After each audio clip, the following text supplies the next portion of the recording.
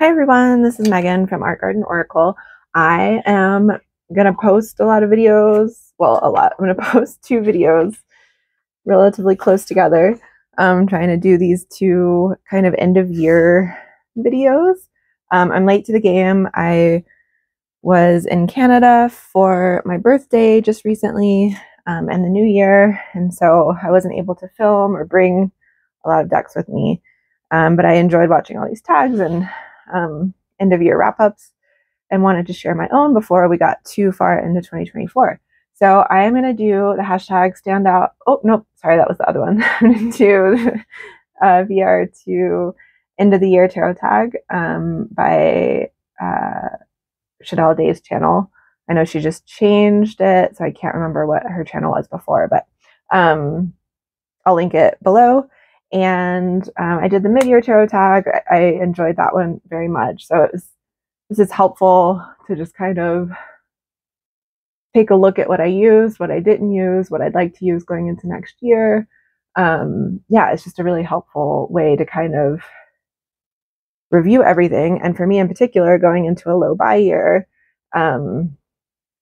really, really helpful for me to look at all my decks right now and remember that I don't need to buy things, that I have plenty to study and play with and look into this year. So the first part of this tarot tag, decks you used most. So I already said this in the end of year or standout decks for 2023 that'll go up probably, it'll go up before this video, but Tarot the Holy Spectrum by Chase Voorhees, I used a ton. It was just a great deck for me. I used it for readings with a lot of other people. It helped me level up my confidence in my intuitive reading since it doesn't come with a guidebook. It pairs with a lot of things.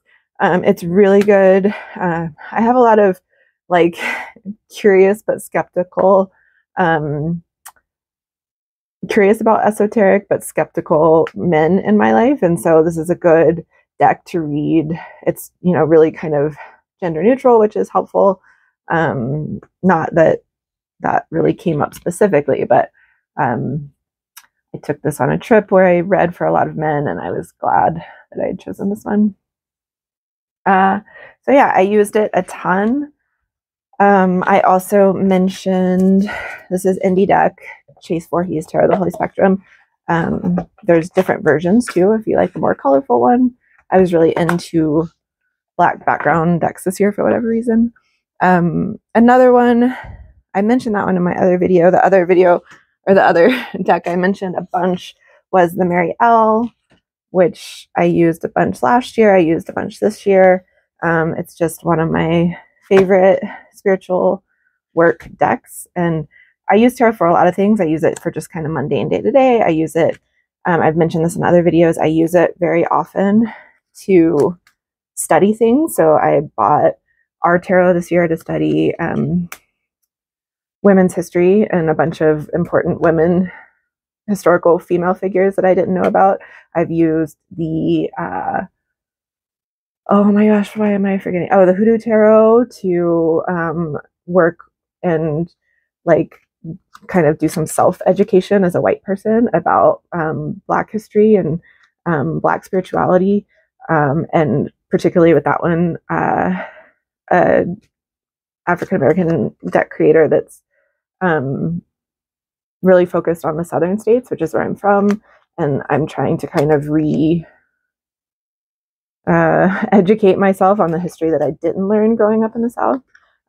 So yeah, I use decks for spiritual purposes, for shadow work, for learning, just like trying to dive deep and understanding other cultures or aspects of my own culture through archetypes. I feel like it's a really helpful way for me anyway to learn about things, like things that I'm interested in or things that I just think are really important as a human being in my culture to learn about. And for some reason, it just sticks way better when I have the archetypal stories kind of, or the tarot associations mixed with it. I won't go through these, but I used Mary L. I said this in my other videos, so I won't really flip through these, but this is the Earthbound Oracle, which I use with Mary L a lot. And these are the Susan Siddon Boulay goddess cards and animal cards, which I've put together in my own bag. They have these little short writings on the back of them. And these don't have, this is all that exists in terms of a guidebook. And Earthbound does not have a guidebook. This is the same creator of the Wooden Tarot. And I love this oracle so much. This is the only one of his decks that I have. This one doesn't have a guidebook, which is great. It works really well as an intuitive reader. And then the Sonambule cards just have what's on the back, which is helpful because of the Mariel Tarot guidebook. It's not necessarily crazy long. I would say like some cards are like 2 pages of relatively small typing, but some of them are just like a few, especially the minors, are just a few paragraphs. But it's just really heavy writing. It's just got a lot of info and esoteric knowledge in there. And so I really like not only that these beautifully pair together, but that the 2 oracles are really light reading when I often, even though I know the cards pretty well, for some cards I like to go to her guidebook to get more info. So it's helpful to use those oracles with them. The second question in this hashtag is deck you didn't use at all. For me, it was the Relative Tarot, which I know there's a lot of people who really love this, and she just put out an oracle. What is it called? Oracle of the something dead. I can't remember. I think this is probably still in order. It is still in order. So I've gone through every card. I've looked through every card. I've read some of the guidebook. The guidebook was just like a little bit disappointing for me. It basically just goes through looking up your cards and like the annual card, which is something I've done forever and not really that new. Like that, I've had Mary Kay Greer's book forever, so I did my personal cards a really long time ago. And then there's, you know, there's not any sort of information here about the individual cards, or I guess, yeah, maybe, yeah, it just talks about these blueprints. So I don't know, it was kind of a not very resonating book, and so that might have impacted my interest in using the cards. I want to give it another chance, a second chance. I got the vintage wisdom cards, which I think pair really nicely with this. I don't plan on getting her oracle until I decide if this is a good fit for me to keep in my collection. So yeah, it's nothing wrong with it per se. It's just, I think getting into the book and being kind of frustrated by that probably put me off from using the deck too much.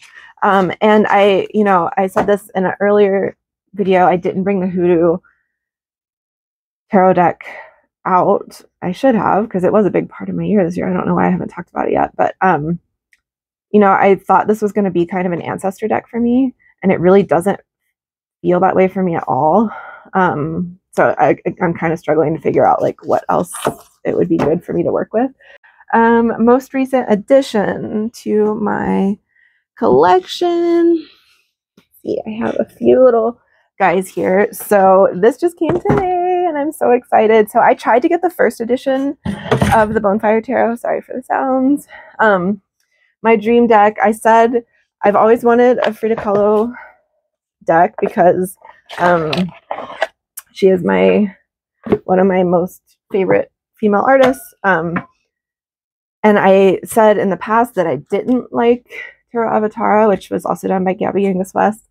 And I've totally changed my mind. So that's like on one of my like dream decks, maybe unicorn deck, because it's really expensive, plus shipping from Australia.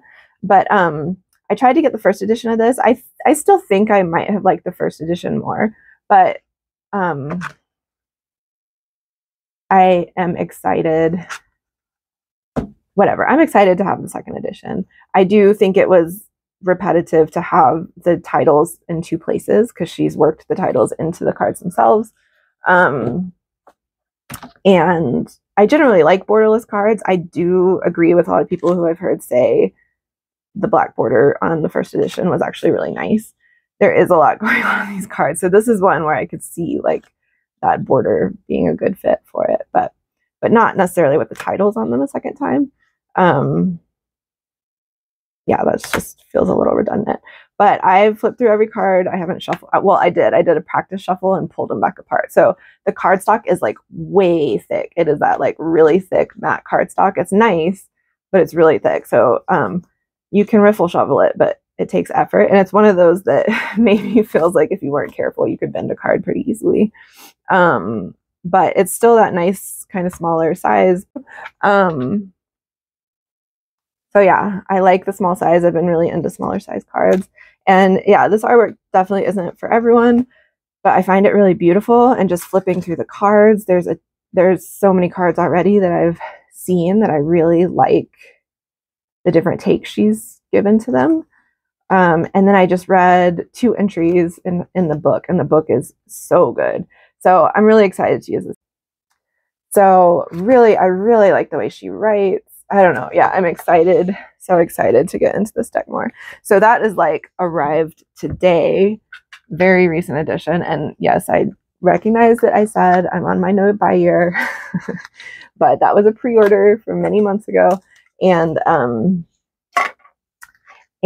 my birthday is at the beginning of January. So like some things came in just with Christmas and my birthday. These cards I just wanted to show really quickly. So these are Studio Ghibli cards. And I love Studio Ghibli. And to my knowledge, there's not a Ghibli deck out there. I mean, the second I say that, someone's like, yes, there is. This is the Ponyo deck. I also have the, oh my gosh, Kiki's Delivery Service. And then I have, what's my other favorite one? Oh, Neighbor Totoro is on my list. But these cards are so great. They're really good cardstock. I don't know if I'll ever use them as playing cards. My kids love these movies too, which is really special. So, so yeah, I have reading playing cards on my list of things I'll be working on this year, hopefully, and studying a little bit more. I would be shocked to see, you know, I don't think there's any sort of cartomancy style effort made to correlate the story with the cards. But I also believe, like, even if that's not the intention these cards were made with, that coincidences and, you know, like, experiences can come through in a what do you call that word that I always used to use too much? I've heard that Heartscapes is like Ghibli inspired, but I've looked at some flip throughs and it doesn't. I mean, I get like the general animation vibe of the cards kind of looks Ghibli. I also heard they were AI, so I don't know. Anyway, I don't know about that, but other than that, I haven't heard of anything really like directly linked between Ghibli and tarot. This is my most recent Oracle edition, the Wild Goddess Oracle by Amy Zerner and Monte Farber.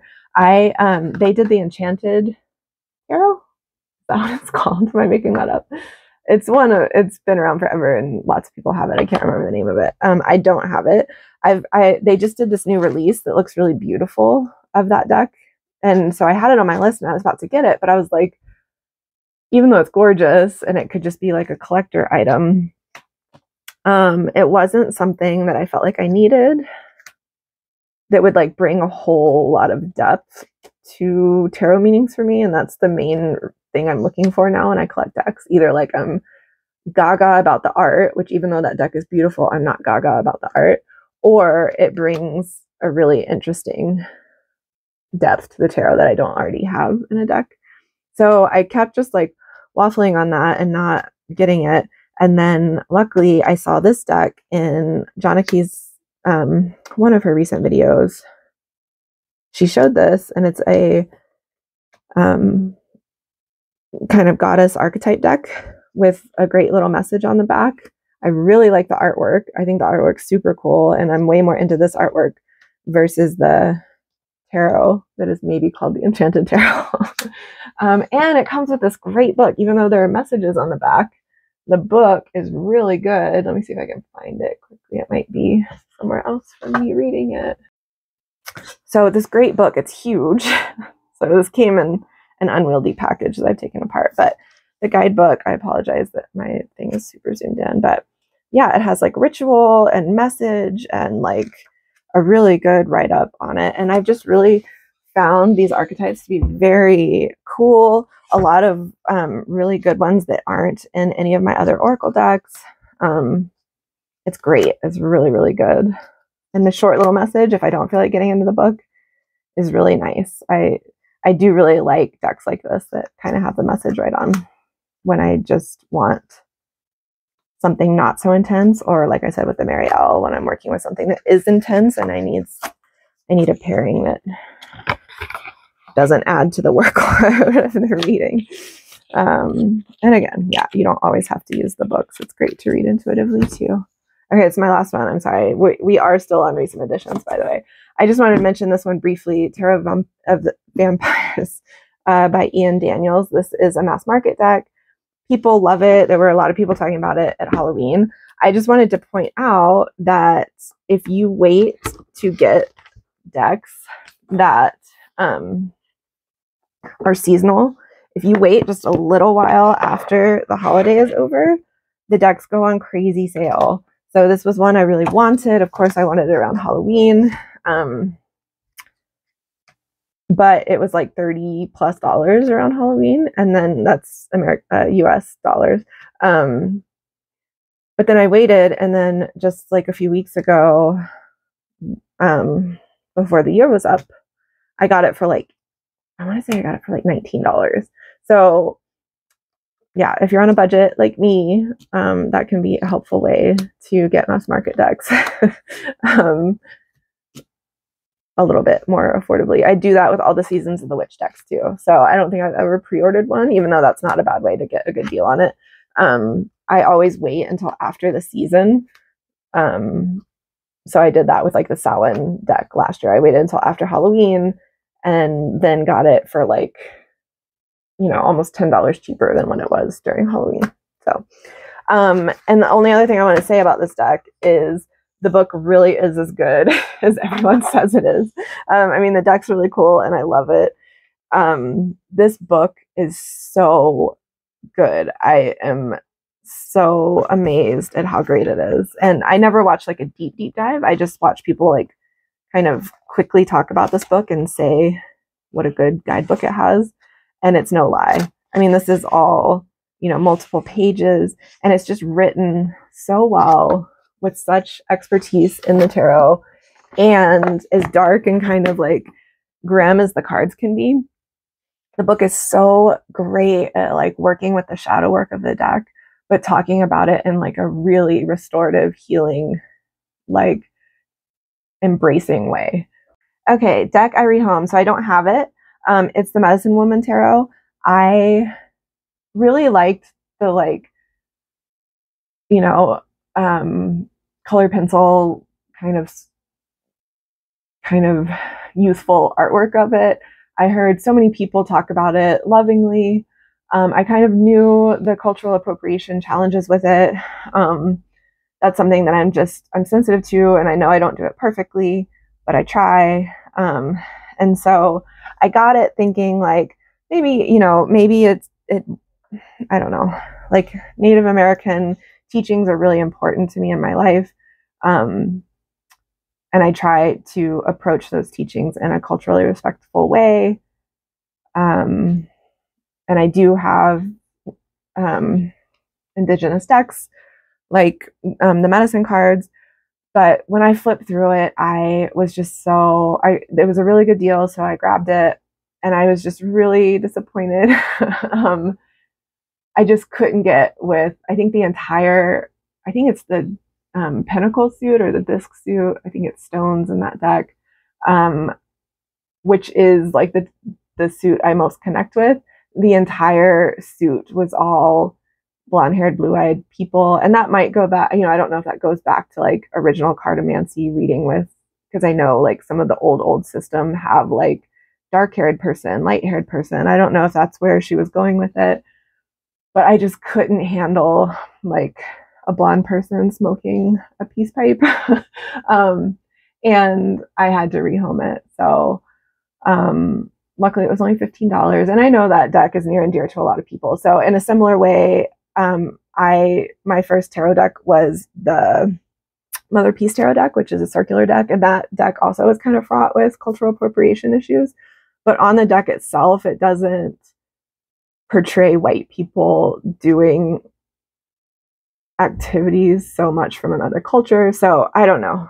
Maybe that's just me trying to make it okay too. So all that being said, you know, if it was a deck that I'd grown up with and kind of realized the cultural challenges around it later, I totally understand like keeping it in collection. But because that it can't, you know, I grabbed it later on knowing those challenges, I couldn't hold on to it.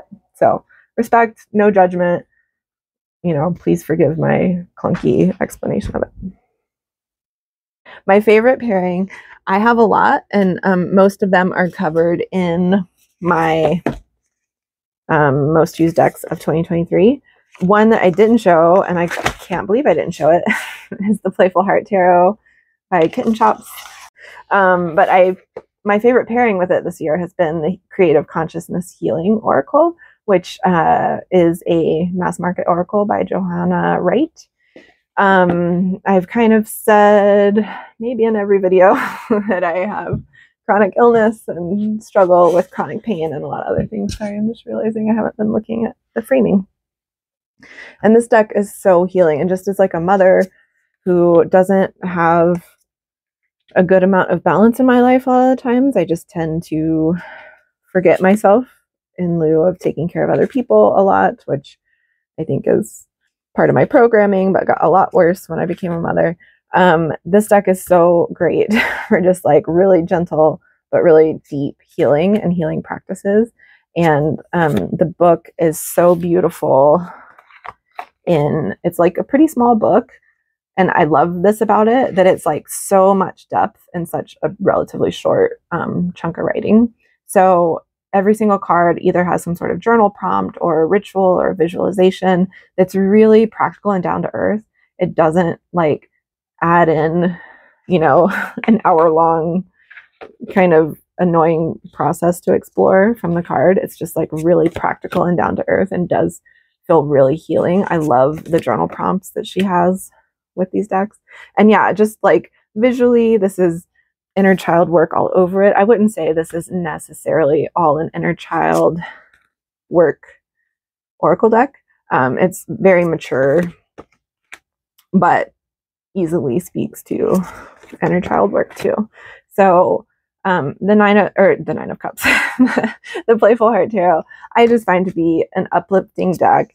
It's a deck that just makes me happy. Even when I look at the hard cards, it makes me happy. And that's not to say that she makes the hard cards easy. Like, the challenges are still very much there in the hard cards, the shadow sides of things, but it's just done in a way, I don't know, maybe just like looking at bright, happy creatures makes me not feel so bad about the shadows. I don't know.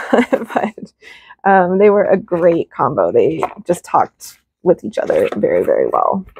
So even though I didn't include it on my top decks of 2023, these two were a very big part of the year. Number 6, my favorite modder bag. So this is one, I made this bag for my Susan Siddall Boulay cards. So I keep them together in here, but I always keep the goddess cards all together and the animal cards all together. So I'll just pull them apart and usually pick one for each. Or sometimes I'll just pick a goddess card, depending on what I'm using it with. Normally it's with the Mary L. But I made this bag. I haven't even like trimmed all the little strings off of it. But I've been playing around with making my own bags for a while. This was like discount fabric that just happened to be on the discount rack at Joann. So I got this fabric. I got like a few yards of it for just a couple of bucks. This was like an old button I had, and it just came together really quickly. And I was really happy with it. And I love the little, like, I love the diversity in the hands. I love the little, like, some of them are painted with fingernails. You know, who knows what this fabric was kind of made thinking of, but to me it just read like palmistry kind of fabric or something. So I thought it was a good fit for a tarot bag. I don't think it's like an awesome fit for Susan Sonambule's artwork, which is like very elaborate. I think she did oil paintings, very elevated kind of artwork, but whatever. I don't usually pair the deck so much with the fabric. That's not like massively important to me. Let's see. I think What Deck Do You Want for Christmas was the next one. I got these kind of mixed up. But this guy was my like Christmas / birthday present with Christmas money. I did not pre-order it. I just happened to get one of the extras she had. I kind of marked the date for when she said she would put them on her shop, and got on there right in time to get one. This is, I know there's so many wonderful Canadian friends here. And I know this is a super bummer for you, and so not something I want to feel like I'm taking advantage of in any way, but the conversion rate from Canadian to the US dollar was very favorable, so it made this deck a lot more affordable for me. I think if the conversion rate hadn't been what it was, I might not have went ahead and purchased it, even though I love it and find it so beautiful. So it has the Oracle deck, and that's the other thing that makes the price so worthwhile. It has an Oracle deck plus the entire tarot deck all in one. I just love it. This reminds me of the French medieval Oracle deck that I also have, but not handy. So I'm excited to pair those together. I haven't done it yet. I've mostly just paired this with the Seasons of the Witch cards so far. And it's really, really new since I just had my birthday, and Christmas was just a couple weeks ago. So, but this was on my list. And then the other thing that's on my list, that was on my list for Christmas / birthday, and is the last purchase of 2023, since I'm doing low buy year, was the Terra, oh my gosh, Terra Volatile? I feel like I'm saying that word wrong. Those were my Christmas / birthday decks, which I went a little more extravagant on those because everyone combines my birthday with Christmas anyway, which is really sad and always a bummer. But when it comes to getting lovely presents, it works out okay. Deck I would gift to others. Okay, I kind of have a lot for this. I'm going to go through them fast without hopefully being too overwhelming. This was one on my most used decks of 2023, Turning Terrestrial Tides Tarot. This is an indie. I just think it's cool, and there's a lot going on the cards, but at the same time, it feels really accessible because you get some like collage picture work, but in most of them, there are little either like sayings or little. Life is so hard, I know. And my cats are about to get in a fight. Whatever. I'm just gonna go through it. Please don't be a sign of what 2024 has to bring. Okay. I was just saying, I feel like this could be a really good starter deck for someone who doesn't know the tarot super well, and is into kind of a funky aesthetic like this. Yeah, just because it has all these like kind of fun keywords. Make your choice, decision fatigue. I feel like it wouldn't be super overwhelming. It does play with the suits and everything just a little bit, but it has these cool little guides inside the box, which is good for beginners, and has a tiny little guidebook, but still really good information, and just kind of short and sweet and not super overwhelming. So I feel like this could be a good deck. It's also poker sized, so easier shuffling and whatnot. So that is one I've thought about that would be a good gift deck. Another one I'll just talk about super fast for like a beginner especially, or just someone who like, you know, you're just trying to appeal to any sort of taste, would be the Narrative Alchemy deck, which is really great. This is an NPC printed deck from one of the TarotTube community people. I can't remember who. Pause. Yeehaw. Okay, interrupted again. This is just gonna go on all day. My husband came home. Anyway, yeah, maybe not like super beginner friendly, but it is in a way. It's, each card is distilled down to one word. It has this kind of like chakra correlation. You know, maybe a beginner wouldn't know the symbols for the suits, but you can make a little Christy Bentley. That's the creator's name, just came to me. You can make a little like cheat sheet. She also has a guide, which I still haven't gone to get, and I need to. But she has a guidebook.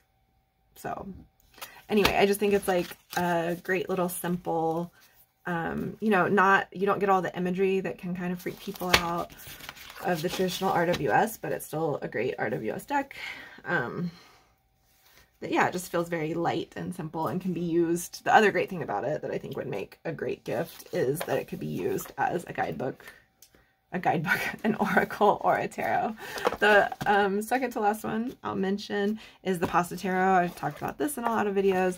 It's just a sweet tarot. It's Italian based. It has a really simple guidebook, but that's plenty, especially if you're not trying to get deep into the occult meaning of everything. But yeah, it's just a very sweet deck that is very light. So like you wouldn't be gifting someone something that's like a shadow work deck or whatever, again, unless you knew them well and knew that they were into that sort of thing. But yeah, this is just one that I love to show people. Like, it just makes people smile. It's just such a different lighthearted take on the tarot.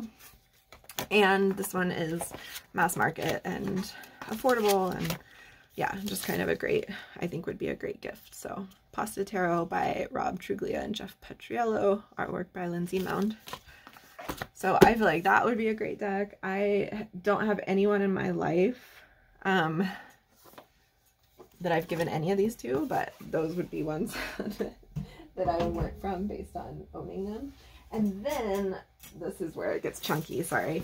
What I would say in terms of like, tarot is like a tricky thing to gift someone, but oracle I feel like is a really great thing to gift someone. This is one that I got this year that I used a ton, and it is just like a very widely applicable, even though I know there's people who don't love animal decks out there.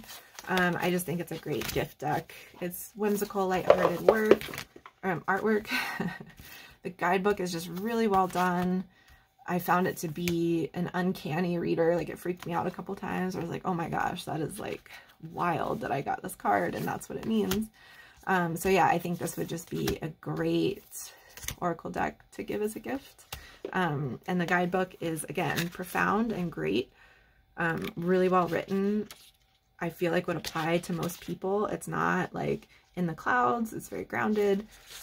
And then relatively short and sweet, so it wouldn't be overwhelming. This is like me. I feel like I'm a tarot and oracle deck salesperson right now. That's not what I'm trying to do.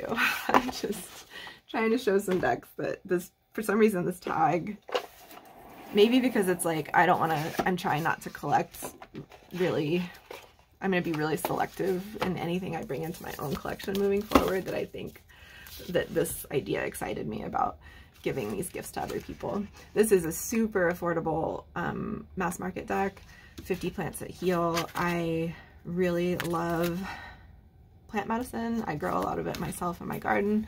And yeah, I just think this would be a great deck that could kind of be on the boundary of like someone who might like to work with oracle cards, or just someone who is really into plants and vegetables and growing things, and could benefit from learning these medicinal plants and how to use them. And I just love this deck. I know there's a lot, there's a few kind of similar to this out there, but it has the benefits, it talks about it, how to identify it, but then it has actual like very specific ways to make the medicine, which I really appreciate. So even for someone that's a little bit more advanced with plant medicine stuff, like I grow it, I still love using these not only as an oracle tool, but also to find other plants I want to grow, or just like really specific recipes of how to use the plants that I have. And it works amazingly well as a oracle too. So like for me, I translate it often as like not only an oracle card that I can derive meaning from, but also maybe some plant medicine that I need to incorporate to help heal the situation that I'm in. So I got this one recently when I was asking about my health challenges, and it's uncanny, but it like absolutely talks about rheumatism and swelling, which is one of my main illness challenges. So And it's, you know, I know quite a bit about plants, and I'd never heard that cherry was a good solution for that. So it brings a lot of new information to the table, which I like a lot. And in that vein, I did give this deck to a friend this year. This is a Sovereign Oracle. It is teeny tiny. It's my smallest deck by far. And it's chunky, 90 something cards, I think. There's no guidebook, but everything's on the card themselves. And my friend loves this. She pulls one of these every single day and uses it as just like, she actually pulls them with her son too, and they just like talk about it. Sometimes he has really good insight. She'll sometimes journal about it. She does exercise and do yoga and meditates in the morning and wakes up so early, way early than I could ever get my butt out of bed. But she's really loved using these. And they in fact were a great gift. And I know her really well, and it still took me a long time to figure out just what would be the best fit for her. So I'm glad I did these. And this is nice too, because it's not like you're not committing to some like aesthetic thing, you know, that someone may or may not be their style. That can be really hard to tell sometimes. You're really just gifting yeah, an oracle deck, or maybe a journaling prompt, or a meditation moment. So this was a great gift. What a funny day. Okay, anyway, so this was the deck I fell in love with. So I said this in my other video that was posted before this one. The Ritual Tarot was on sale. I watched a video from Thea at God and Goddess Tarot. I love her stuff. I love her style. She had this like great video talking about the Ritual Tarot. It was on mega sale, like 20% off. And I almost bought it, and thanks to Mix Just Ray's video comparing, I just happened to pick her video comparing this with Ritual and Telesma and Jumble Dance. I was like, oh my gosh, I like Ritual. I mean, it's beautiful, but I've always just kind of felt like it wasn't for me, and that just reinforced the fact that it isn't. And just looking through the videos of this side by side, those other three, so often these were my favorite cards. So it helped me just remember how much I love this deck. And right after that, I revisited and I did a reading with this deck once I got my like clear no, do not buy Ritual. That's ridiculous. I sat down and I did a reading, and it was like one of the best readings I've ever had with this deck. So it was just like telling me like, yeah, I'm the one for you. And I've loved this from the moment I got it, but I have been using this nonstop ever since. And this is a relatively recent like deck I fell in love with. I fell in love with a lot of decks this year, but this was one that I'd had for a bit. This is the one I mentioned too that I modded. So I just cut off, it had these green borders all the way around, and I just cut off the sides. So it made it a little bit more reasonable. So this is like, it's just a little bit bigger than standard tarot size now. Reasonable to shuffle, even though it's still hard to riffle. And for me, I know there's a lot of people who are like, no, I like the borders all the way around, but for me, it made the artwork stand out a little bit more. And I like it this way. So this is probably actually my favorite mod too, but certainly the deck I fell in love with again. Card of the year. This was kind of like a tricky one for me, because I had a lot of funny stalker cards this year. Actually, I'll just pull it from the Voyager here. I had a lot of stalker cards this year, but my card of the year, which is based on your birthday and the current year, so for 2023, doing the numerology of all of that, was the wheel. Was the wheel, since it's 2024 now. And that feels really apt. Like, I kind of was going through a lot of different ideas of what I might say represents my card. But this year was a doozy. It was really hard. And without getting way personal, well, whatever, I'm going to get pretty personal. You know, I already mentioned I have been having this intense Pluto transit.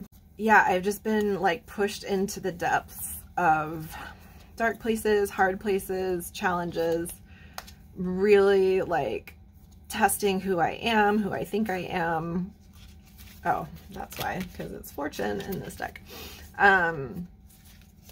And wow, it's just been a real challenge. I don't know if this is a Black Madonna or not, but it reminds me of kind of a Black Madonna statue, but which would not be, well, whatever. They do adorn the Black Madonna statues with gold and fancy jewelry and stuff, but, and the roller coaster, which my youngest son, who is very much a wheel person in my life, like he just, whoa, he throws me for a loop. He is obsessed with roller coasters, which I just find so amazing. And this is even hard for me. I am like really afraid of flying, and there's like a airplane on fire. I don't know. Yeah, this card has a lot that hits, but yeah, it was a wheel year where I just felt like I was being pulled around all these difficult places with plenty of beauty and lovely things in between, but just really being challenged. So yeah, everything from like, I had my first like art show, which was amazing, but then the depths of like where artist block comes from, and just being so paralyzed with fear of putting yourself out in the world and having it judged, and the discomfort of just like seeing one of your pieces of work on a wall that other people are looking at, comparing yourself to other artists. Like, it was like one of the best things that's ever happened to me, and one of the most difficult all at the same time. And like way more shadow. It was like a hot moment of excitement and like months of shadow processing, and like you're not good enough, and all possible demons rising to the surface, you know. My dad had a really scary health scare and really serious surgery that was kind of emergency surgery right at the time when this art stuff was happening. So that was intense. My marriage went through its hardest challenge ever, and we're still coming out of it. But yeah, I basically started the spring thinking we were absolutely getting a divorce, and my children are small, and that was brutal. But there was an element of our marriage, again, it didn't have to be this way, but because it got so bad and we both had to really confront the choice that we had made, which is funny, not funny, that my life card is the Lover's card. But anyway, we had to confront the possibility of living a different life and making a different choice in order to really take our issues seriously and start to heal them in a very like efforted way and staying together. But it's like, whether it was the year or, you know, fate, or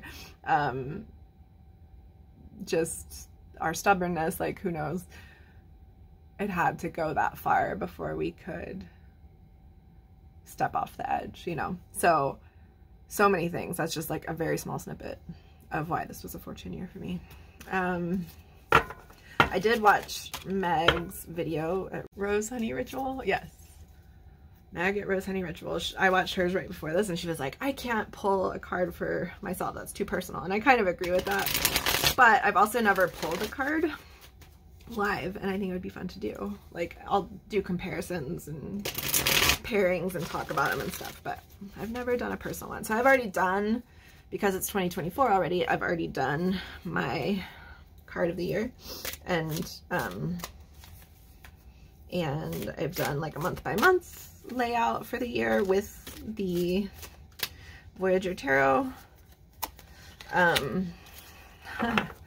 but I've never pulled a card like really personal. So the last question on the tag is pull a card for the new year, and I don't know if I love this one. So the 10 of crystals, even though this always messes me up with this deck because I envision crystals, I love crystals, and so I envision them as an earth symbol. But yeah, crystals is actually a sword correlation, so it's correlated with the mind.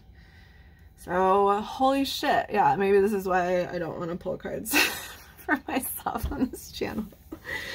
So the 10 of crystals is kind of a doozy. The 10 of swords clearly is a doozy, and the way I always interpret the 10 of swords is you know, things there's obviously the way of like ruin or delusion, or like things are really bad, as bad as it gets. But the positive way I like to look at that card, especially when I pull it for others in a reading, is it also is very much a card of like, things aren't going to get any worse. They already got worse. This is the moment after the climax of the story. Like, I correlate it to a horror movie, like when you're watching it the whole time. Like, for me, I can't do horror movies. I'm awful at them. And I'm just like, I can't handle it. Like, are they going to survive? Are they going to make it?